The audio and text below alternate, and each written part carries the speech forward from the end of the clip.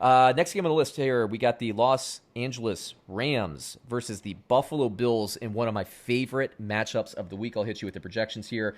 Look, Buffalo's defense is really good. I like what Goff is doing, but I'm going to sit on Goff. I'm a start on both running backs. We'll see what happens with Cam Akers and his rib injury. I tend to think he'll probably be benched. Darrell Henderson looked good, took advantage of that opportunity. I'm going to start on both running backs this week, even against that tough Bills defense. But I'm going to sit in the passing game. I think the passing yards are going to be tough to come by. Although, at this point, you have to start Higbee. It's tough for me to say that. I know. I was going to say, hey, man, we have to. Victory lap. Yeah, I know. It was fun for like the 12 seconds it lasted. I enjoyed it, man. I really did. It seems like a distant memory now, though. No, yeah, we both whiffed on Higbee so far. Higbee is cutting into Cooper Kupp's numbers, as that receiver. Now that's going to even out throughout the year, but Higbee is very obviously a starting tight end. So congrats to those who have him. For Buffalo, I'm a weekly start on Josh Allen. He's looking really good, everybody. That was a slam dunk cover for me for Buffalo. I can't believe the Buffalo defense let Miami get that cover touchdown at the end of the game. Ugh. Anyway, but Josh Allen, yeah, dude, he's a weekly start. I think we'll get more from Devin Singletary this week. I have a start grade or a start projection on him. We mentioned it, man. Stephon Diggs and John Brown both have value in this offense. I like what they're doing. I'm a definite start on Diggs. Brown is kind of like it's still a guy you can probably grab off of waivers, daily fantasy type guy. But I do have a start projection on him, and then I don't have anybody else on this Buffalo offense as a start, including Zach Moss and tight ends there. Take it away, David.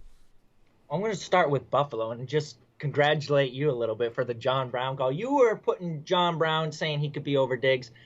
I won't say that was a great call. Yeah. But the fact you were even saying John Brown is going to be still fantasy relevant, a fantasy starter this year, you clearly nailed that. And I think that's the major takeaway from the Bills is they're starting to transform. They're no longer that running offense. They look like a passing offense now. And it's kind of deflating our perceptions of the running backs. Like, you have to be lower on Singletary and Moss after 2 weeks, and you have to be higher on Stephon Diggs and John Brown after 2 weeks. You don't have a choice just because the ball's starting to go towards the wide receivers more than it used to in the past.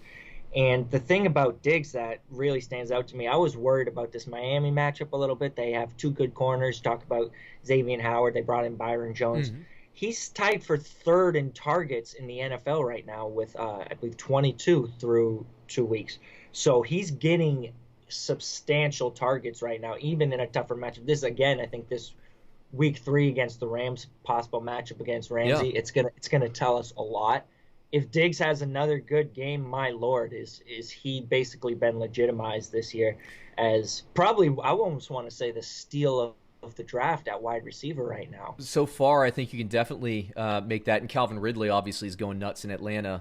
But yeah, I mean, this offense, what I'm really impressed by is the progression of Josh Allen. And I tried to watch the game live, but I had some connection issues. I don't know if everybody did on DirecTV or what have you, but I tried to watch this game live. About 5 minutes into the game, I lost my connection to that game, so I had to switch over to something else. So I didn't get a chance to watch it, even though I was really looking forward to it. But I was able to get back to it at the end of the game. Josh Allen looks great.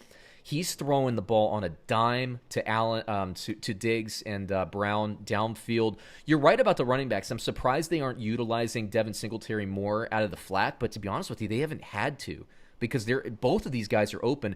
And what I did think about Diggs was that he was going to open stuff up. John Brown would see more single coverage. He's the weirdest guy because he's had his best seasons as a pro in his 30s. You never see that, but we're seeing it now. He's got the opportunity. And Diggs is playing like he's a freaking second year player. He's got the juice again. I'm just really impressed at the downfield passing game. I didn't think it would be this progressed. And so Allen is, hats off to him. If their defense played up to snuff against Miami last week, I said this after week 1, and I'll say it again, because Buffalo's defense will rebound and will start being dominant. This is last year's Baltimore Ravens. You have a quarterback taking a massive leap forward. They have weapons everywhere, and their defense is strong. And when they want to run the ball, first of all, Josh Allen can run. But I do believe that Singletary and Moss can get it done on the ground, once they're trying to close games out in January. This is a fun team to watch. And I don't know that I would have thought fun team before the season, but they're a fun team to watch, man. I like them. And the Rams. The Rams got me tough. Let me talk. Can I jump in real quick? Yeah, please do. Just because their running back stable. Like week 1, it was Malcolm Brown, and I think we talked about it a little bit last week. He did this last year. He had a monster week 1 where he had 11 carries, 53 yards, 2 touchdowns last year, week 1. He didn't have 11 carries or 53 yards or more than 1 touchdown in any game after that. Seems almost like we're deja vu happening again this year. But he did outsnap Henderson 37-29, which I think gives him a little bit more of a, I would say, less risk than last year. He's not going to fall off probably as much as he did last year.